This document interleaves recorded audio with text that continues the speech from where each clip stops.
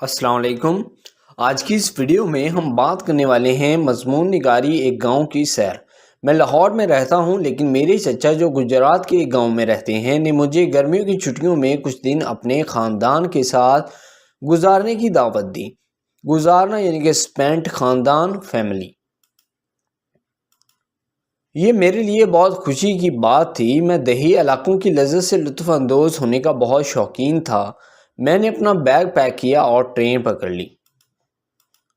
6 گھنٹے کا سفر تھا، لیکن راستے کے دلکش منظر نے مجھے ایک لمحے کے لیے بھی بور نہیں کیا۔ ریلوے ٹریک کے دونوں طرف سرسبز کھیت قالین کی طرح پھیلے ہوئے تھے۔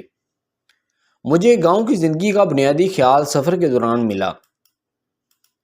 شام 6 بجے میں گاؤں کے ریلوے اسٹیشن پر پہنچا، جہاں میرے کزن میرا استقبال کرنے کے لیے موجود تھے۔ استقبال یعنی کہ ویلکم۔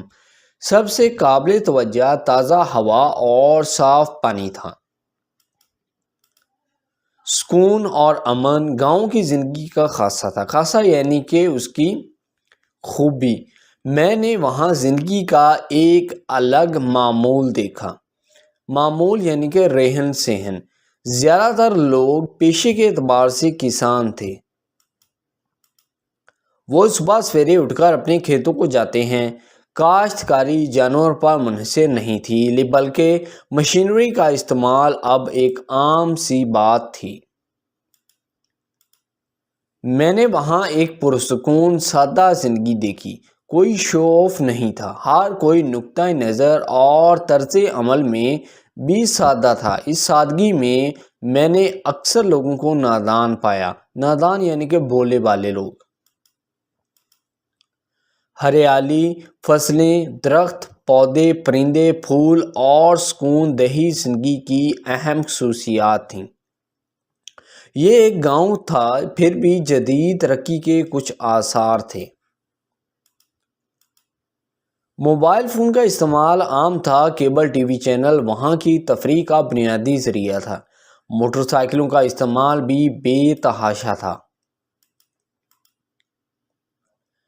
ایک بازار تھا جو ارد گرد کے تمام علاقوں کی ضروریات کو پورا کرتا تھا۔ ایک دیہی مرکز صحت اور ایک ویٹرنری ہسپتال تھا۔ ویٹرنری ہسپتال یعنی کہ جانوروں کا ہسپتال۔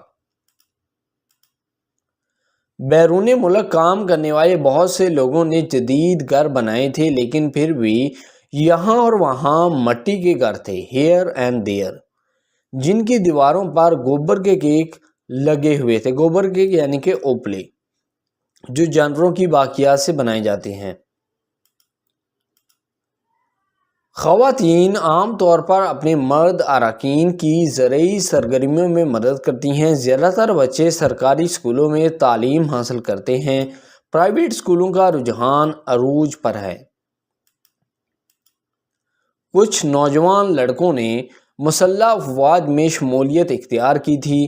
پڑھی لکھی نوجوان لڑکیاں تدریس کے پیشے میں دلچسپی رکھتی تھیں۔ تدریس یعنی کہ ٹیچنگ۔ مجھے یہ دیکھ کر خوشی ہوئی کہ گاؤں کی زندگی بھی بنیادی سہولیات سے مستفید ہو رہی تھی اور اس دور کی جدید سہولیات کی طرف بڑھ رہی تھی۔ میں ایک ہفتہ تک گاؤں شاہ پور میں رہا، لیکن اس کی یادیں یعنی کہ میموریز مجھے زندگی میں ہمیشہ ستائیں گی۔